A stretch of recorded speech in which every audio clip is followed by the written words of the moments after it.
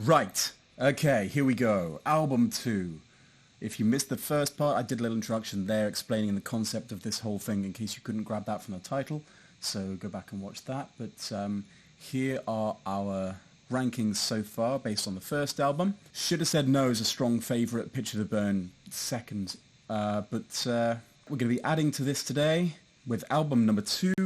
I have heard one song from this album, Love Story, because radio, living in the world. I don't know if I've heard any more. I hadn't heard any from the first album, certainly.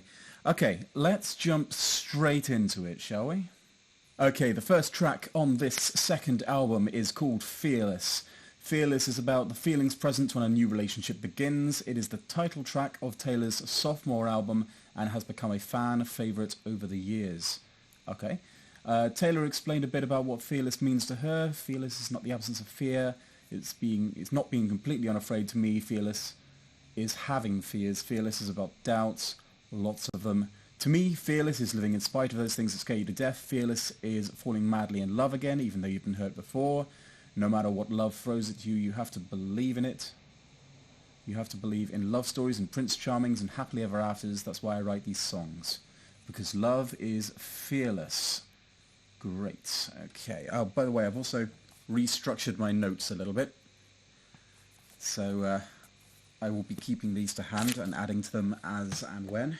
Okay, track 1, album 2. Let's do this.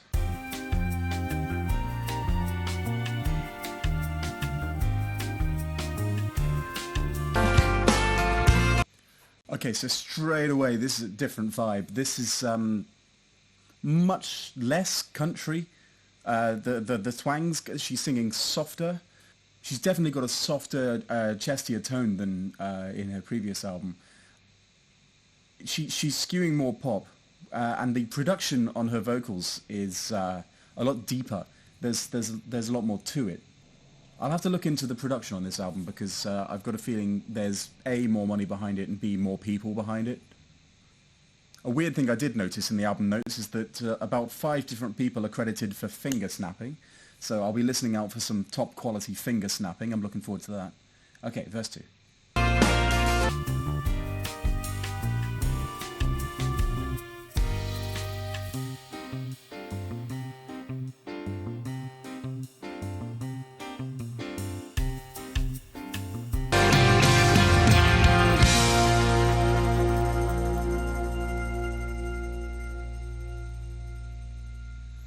Okay, we are in for a journey.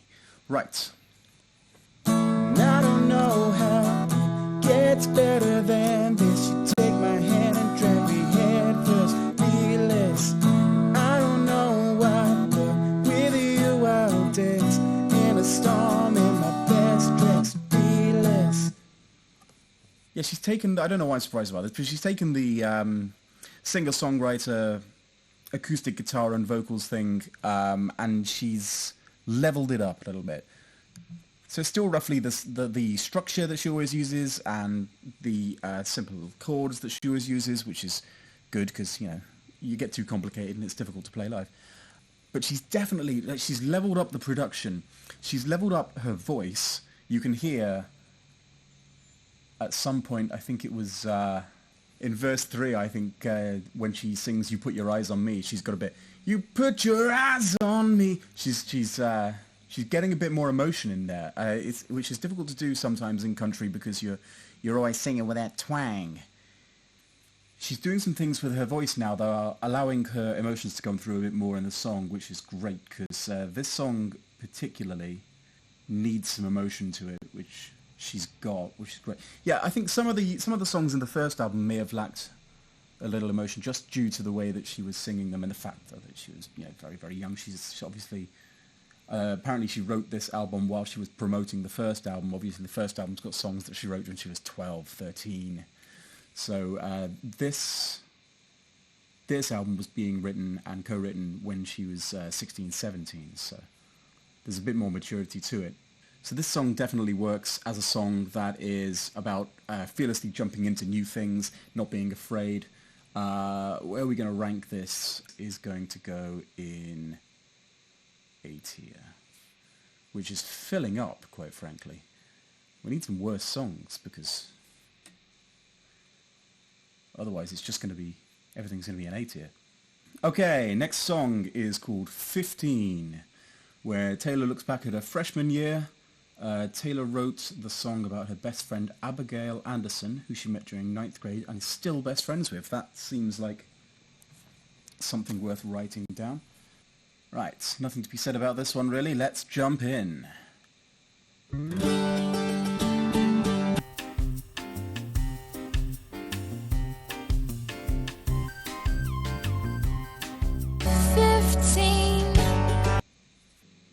Oh, that's interesting. This is nice. So it's current Taylor Swift at 18, I think, when this came out. Probably read it when she was 17. So 17-year-old, let's say, Taylor Swift looking back at 15-year-old Taylor Swift. It's second album Taylor Swift looking back at first album Taylor Swift and just patting her on the head, basically. Oh, that's nice. Okay.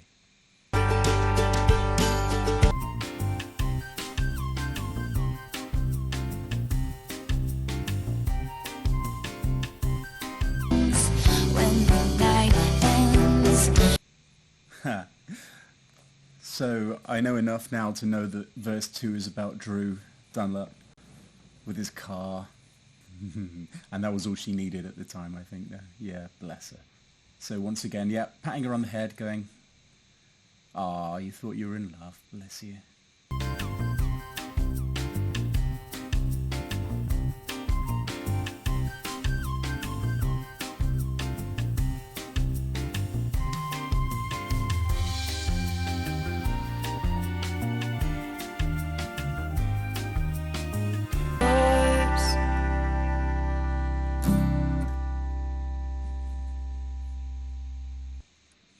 That was a lovely song, a lovely nostalgic song about her friend and her first boyfriend and looking back on where she was and how she was feeling and realizing that there was more than that.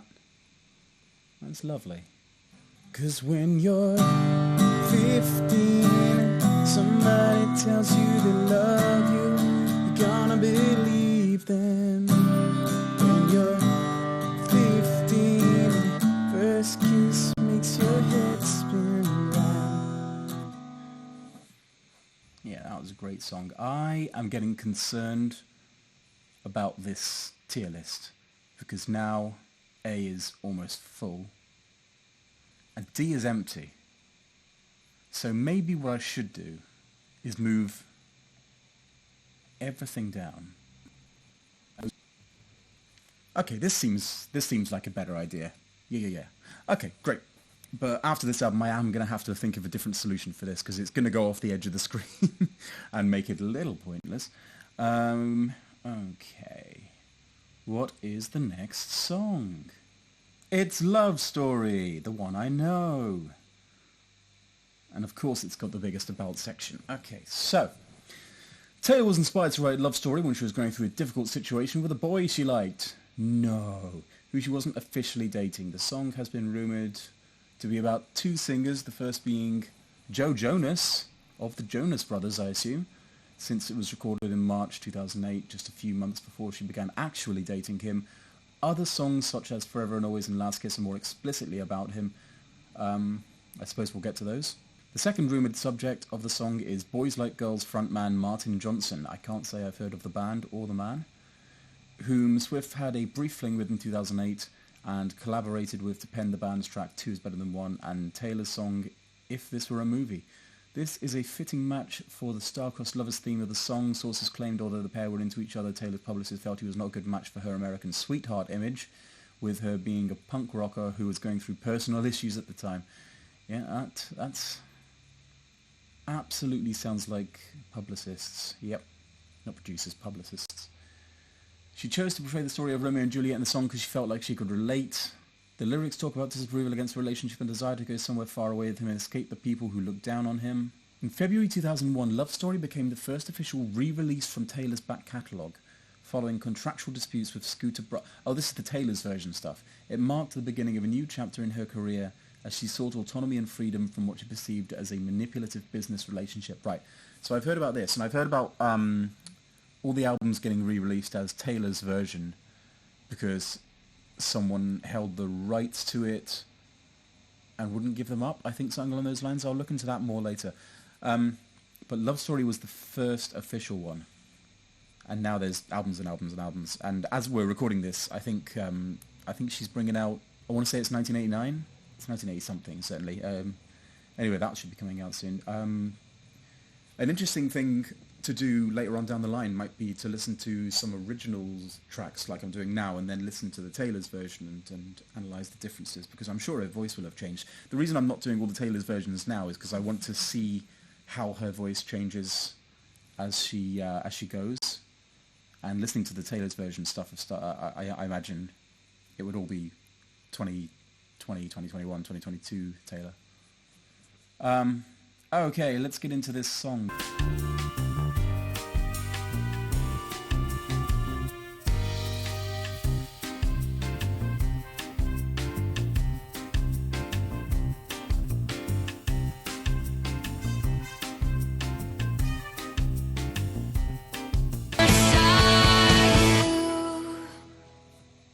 So I know I've heard that song a few times, but I definitely forgot about the ending there. So the final chorus, during the line that says he knelt to the ground and pulled out a ring and said, the build-up there is very, very effective. I mean, I got the tingles. It's a trademark term. You've got to get if you get the tingles, you know it's a good song. I'm really bad for that, though. Any music swell in a Disney song, or just a really nice build-up, some strings and some drums, and that's all I need, really, and I've got the tingles. I get tingles all the time. Okay, so, I mean, we all know Love Story. I don't need to go too deeply into it. We were both young when I first saw you. I closed my eyes and the flashback starts. I'm standing there on a balcony of summer air. See the lights, see the pretty ball gowns. You make your way through the crowd. You said hello. Little did I know. Okay, next track. What do we got? Hey Stephen. Who is Stephen? Hey Stephen was written for Stephen Barker Lyles, from the country music duo Love and Theft, who were an opening act on her Fearless tour in 2008. So you wrote a song about him and then they opened for her. Okay. The song's hidden message in the album booklet for Fearless was Love and Theft, confirming the mysterious Stephen's identity. Little did Taylor know, Stephen returned her feelings and even wrote a song for her called Try to Make It Anyway. Oh, right, I'm going to have to try and listen to that at some point, because that's adorable. We wrote each other's songs. Don't you look like a nice lad? Shouldn't be saying things like that in 2023. Could be anything. Stephen Barker. Cute. Okay, let's get on with the ums.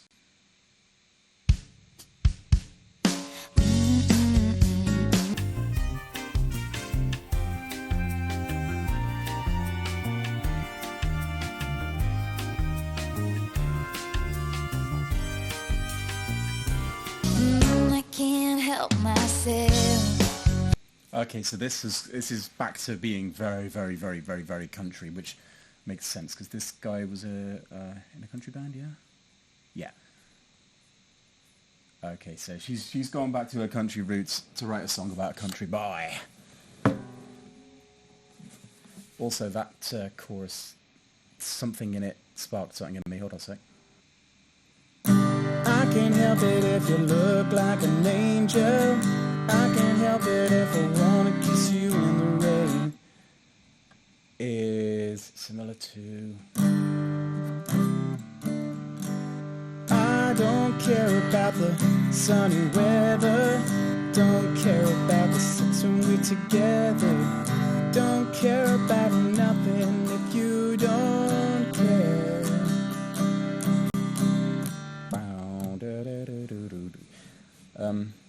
Lit? Is it lit? Yep, lit. Lit sunny weather. Sounds similar. It's great. Two good songs. Right, carrying on. Don't feel this magic I've been feeling.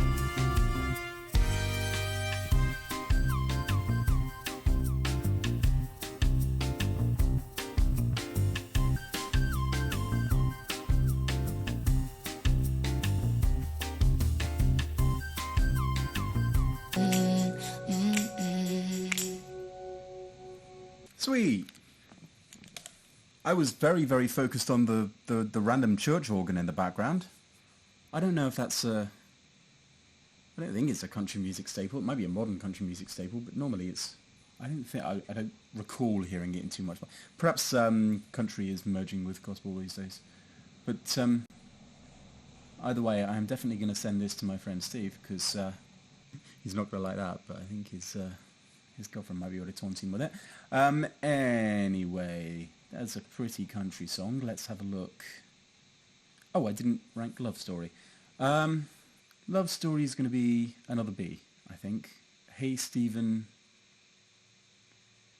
Oh, this is really difficult. Why did I decide that I wanted to rank them all? Because I think that Hey Stephen is another B. I think. But I can't just put everything in B. Maybe it goes in C. I don't know, because it's as good as all the rest of the songs, I think. It's just simpler and less iconic, I suppose. Less meaningful. Let's pop it in C for now. I might change my mind later. I'm like that. Flaky. So, future Danny, when you're editing this, I'm going to make some toast. So, you might want to cut this bit out. Okay, I took a short toast break, but I'm back. Right, what do we got? I'm energized. We just listened to Hey Stephen? Right. Next. White Horse. Why does this sound familiar? Let's have a look. Swift told Billboard magazine it's one of the songs that I'm really proud of on the record because it's so sparse. It's guitar, piano and cello. It talks about falling in love and the fairy tales that you're going to have with this person, and then there's this moment when you realise it's not going to happen. The moment's the most earth-shattering moment. Right, I was supposed to be looking out for this, the 5th song of the album. So this is the emotionally vulnerable song. So that's going to be interesting. Oh, it says right there, the emotionally vulnerable ballad. Okay, cool. Right. So we're expecting some feels. So I did the toast break a little early.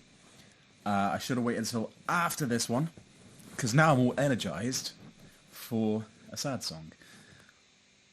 Okay, here we go.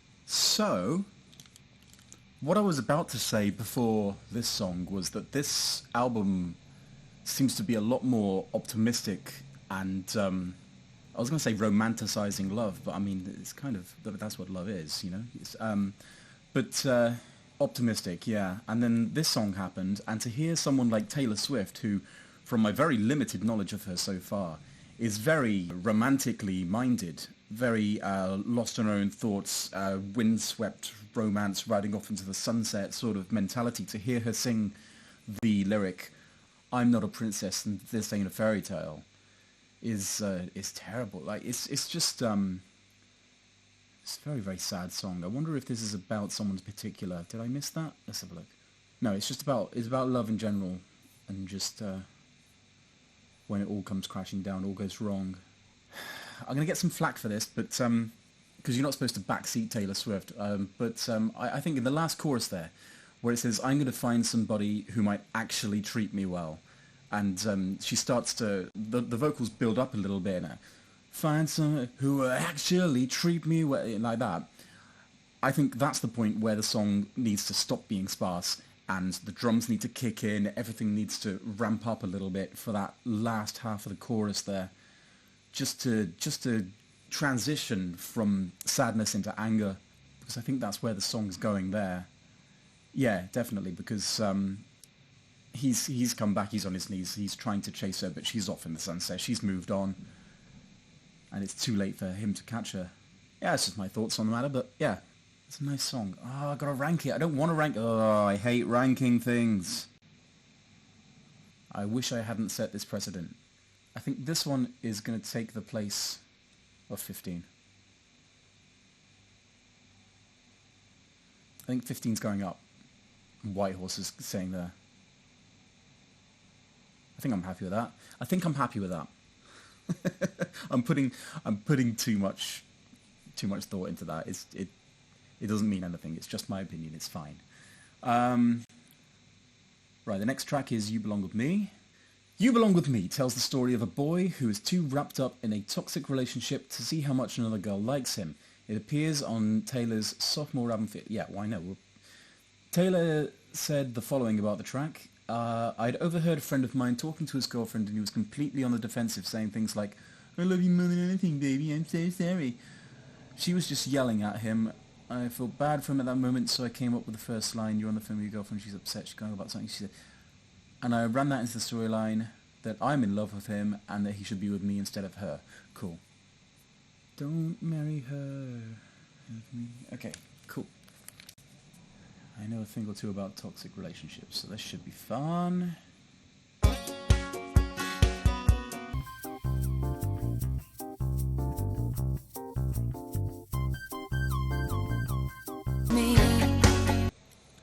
Oh, I love this song. This is great. I've definitely heard the line referenced, she wears short skirts, I wear t-shirts. I've heard that referenced before, I think, by Cutie Cinderella, I'm fairly sure. She wears short skirts, I wear t-shirts. She's cheer captain and I'm on the bleachers, dreaming about the day when you wake up and find what you're looking for has been here the whole time. If you could see that I'm the one who understands you, been here all along, so why can't you see you belong with me, you belong with me.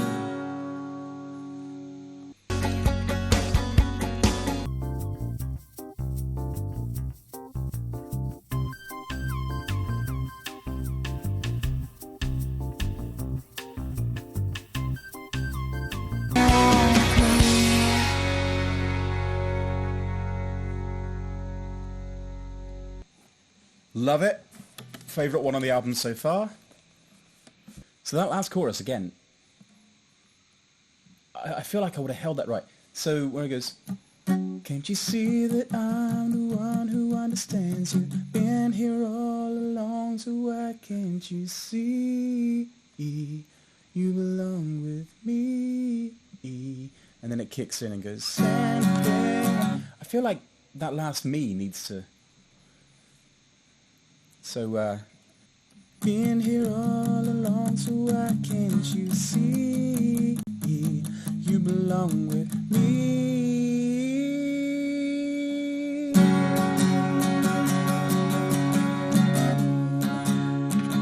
Well, the chorus goes over it. I feel like that's... Maybe if it was written in sort of 2020 plus, that's what would have happened, but back in the day, this was more of the style. Again, I'm backseating Taylor Swift, and that's not going to go down well. But this is just what I would do. And in fact, if I do a cover of this one, I will do that. Because I think at the moment this is going to be the first one in S. Certainly, unless another one beats it. Yeah. Really enjoyed the story on that one. What is next? We've got Breathe. Breathe is a country pop song performed by Taylor Swift, obviously, featuring Colby Calais as the co-writer and the backing vocalist.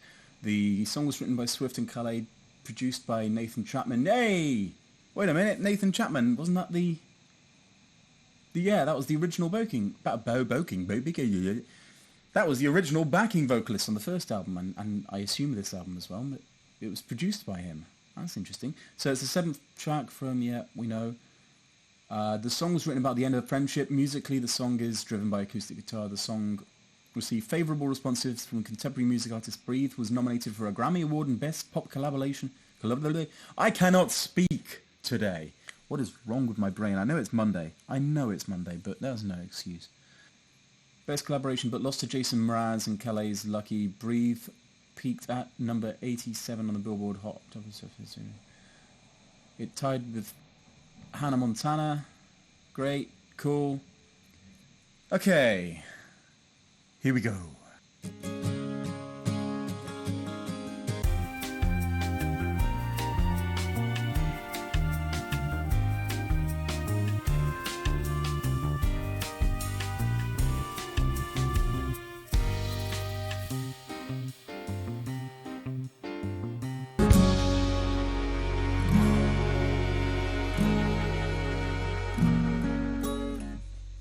Alright, very, very, very, very simple song, that one. I don't know if I was too fussed on the chorus. Yeah, not a huge fan of that one. Breathe is gonna go... I mean, Stephen's better than Breathe. So I guess it's going in D. Placing this world, just on my guitar. Cold as You, Outside. Yeah, I think that, yeah. Yeah, that works for me. Oh god, I just hit myself in the face. Yeah, that works for me. Right, okay. Next song is Tell Me Why. I don't like Mondays. Taylor Swift co-wrote this with Liz Rose, of course. She explained that the song was inspired by her frustration at a boy that she liked who kept acting up. Ugh, boys. I walked into Liz's house and I said, I can't believe what's going on right now. I've got to tell you about this. So I told her about it and she goes, if you could say everything you were thinking to him right now, what would you start with? Sick and tired of your attitude, I don't even know you. I started rambling and she wrote down everything I said, turned into a song. Go Liz! Okay, let's do this. Liz, Liz, Liz, Liz, Liz, Liz.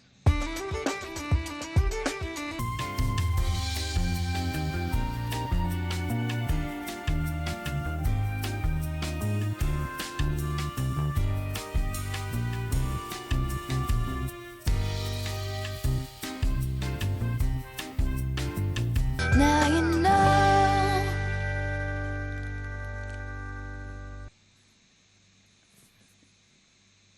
Interesting. So this is definitely sort of more my normal style with the electric guitars and the stabs and everything, but like it's not reached the highs of some of these songs. So where's this going?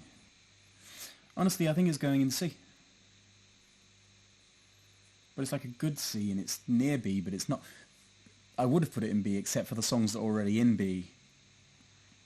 Some of them are better. No, I think C. No, I think C's the place for it. But it's right on the precipice. It's right. Where were we? You're Not Sorry. You're Not Sorry is a country song, as we've performed by American City. Yeah, the song was solely written by Swift and produced by Nathan Chapman. I am so glad that we discovered this dude's name in the first album, and now he's getting some recognition. He's doing other stuff. A remix version for CSI. A remix version in CSI. Okay, wait, you're fine. Swift wrote You're Not Sorry, inspired by an ex-boyfriend who was revealed to be the opposite of what he appeared to be. The song is a power ballad with a country and rock music influences. I wonder who the ex-boyfriend was. I wonder if the internet knows. Hold on. No, it doesn't say, but I'm sure people have opinions. I'm positive about it. Right, here we go.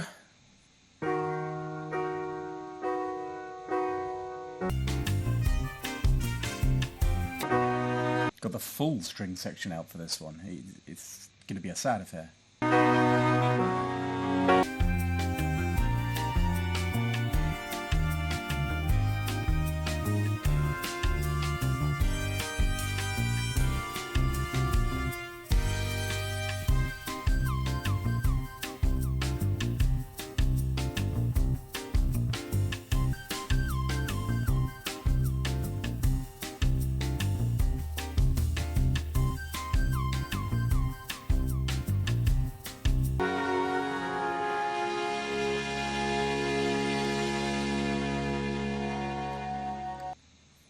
That was different. I really like the string section there.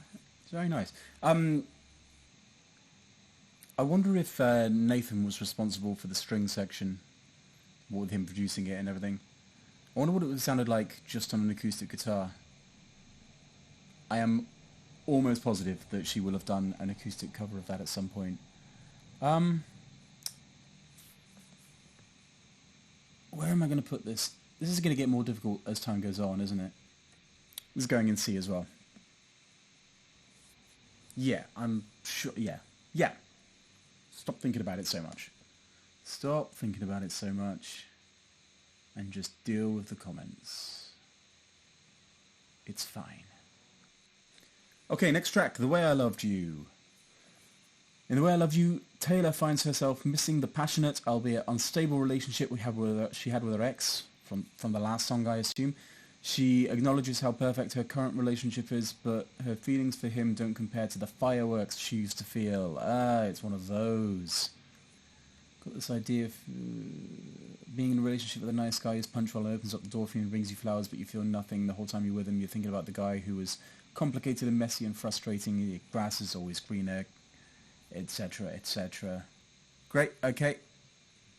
I understand how this song's going to go.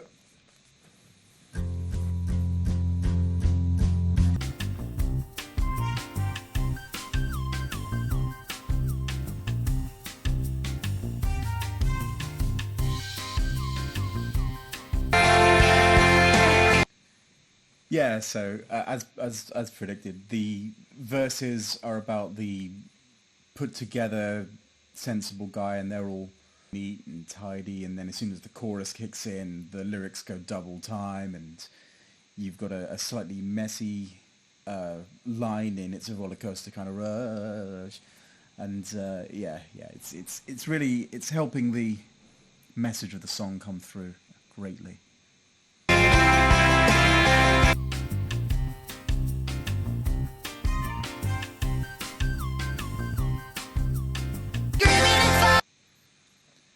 I love that second. I didn't notice it in the first verse, maybe it wasn't there, but in the second verse you've got a marching drum beat behind it, which just really overemphasizing the point.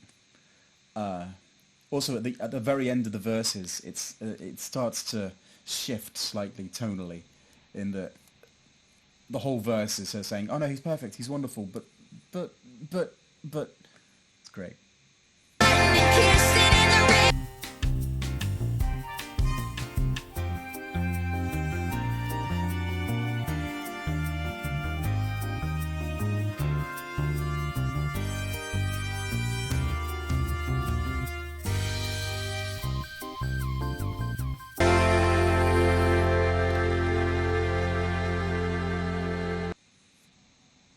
I'm not going to belabor the point anymore, but the structures throughout this album are fairly similar. You've got the acoustic chorus at the end of all of them, and every single time, the first half, it builds up, and then the second half is full, but once again, I feel like, and that's the way I loved you. While the chorus kicks in, I feel like that would have just emphasized it a bit more, but she's really not really going for the high note sort of situation here, so that's just not what she was doing at the time. I wonder if she does it later, or if she sticks to this sort of formula where she, that's the way I loved you. Screaming and fighting and kissing in the rain. It's 2 a.m. and I'm cursing your name, and our mother's cry. It's in my mind. Yeah. There's only so many chords you can use. I've got to rank it. Is it going in A or B? A or B? It's not on the same level as Picture to Burn. Tied Together with a Smile or Mary's Song. 15... it kind of is on the same level as. Yeah, I'm going to stick it in B for now. Yeah, B for now. Okay. Right. What's next? Forever and Always is, yes, we know, the song's inspired by her recent breakup with Joe Jonas. Oh no, she described it as a song about a relationship with a man who she could feel was slowly slipping away. Well, she'll be used to that with Drew Dunlap, wouldn't she? Joe Jonas. Watching someone fade away in a relationship, they said they were going to be with you forever, that they loved you, that something changed in the relationship. You don't know what it is, but you're watching them slowly drift. That emotion of rejection for me usually starts out sad and then gets mad, and the song starts with this pretty melody that's easily sung along with the end. I'm basically screaming because I'm so mad. Interested to hear that. The song talks about holding on to every moment with him since things won't last. So yeah, it's Drew Dunlap all over again. Right, let's hear what she means by screaming. Once upon a time,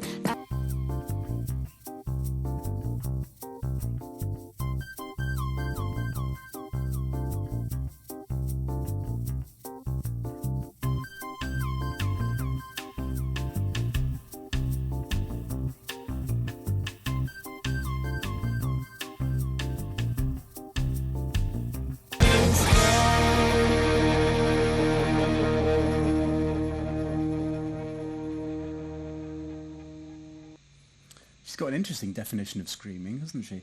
So, yeah.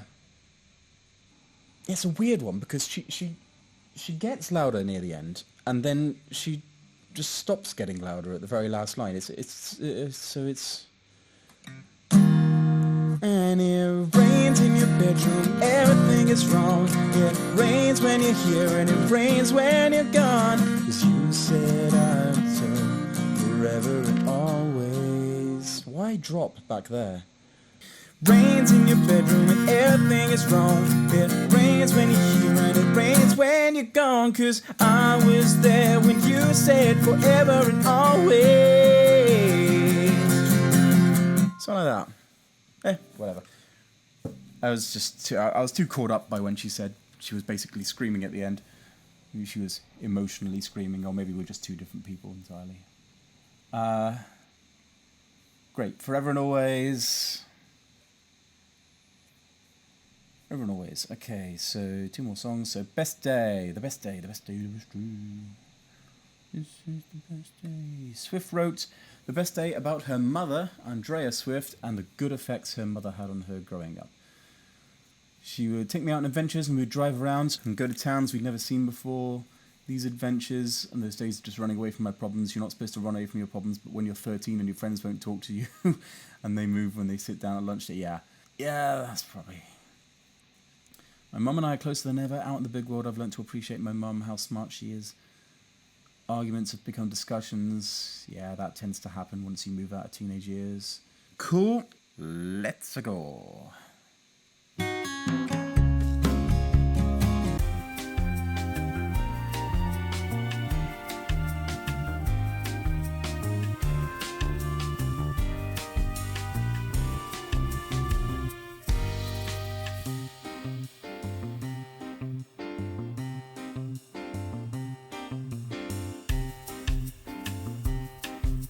you today.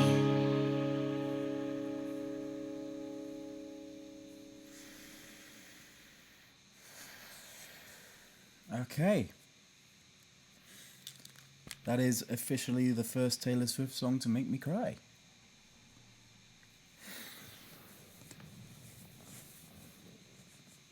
So there we go. Now I look like all those thumbnails that you see on the internet. I really like the bridge where she realised she's been singing about her mother this entire time and just pops her dad and brother in there just so they don't feel left out. Right, okay, I'm going to pop that one in A, and I'm going to take a little break before this last song. Okay, last song on the album is about her path into the spotlight. At age 16, she was signed, which was to Big Machine Records, which was the smallest label in Nashville. They were about a dozen employees, and she was the only artist. After writing the beginning of it, she let the track rest for a while, waiting for a significant moment that could conclude it. The moment came in 2007 when she won the Horizon Award. Looking out into the audience and seeing her manager crying, she felt like she could finally finish the song and did so the following day. So this is about her label and the faith they had in her and her emerging stardom. Okay.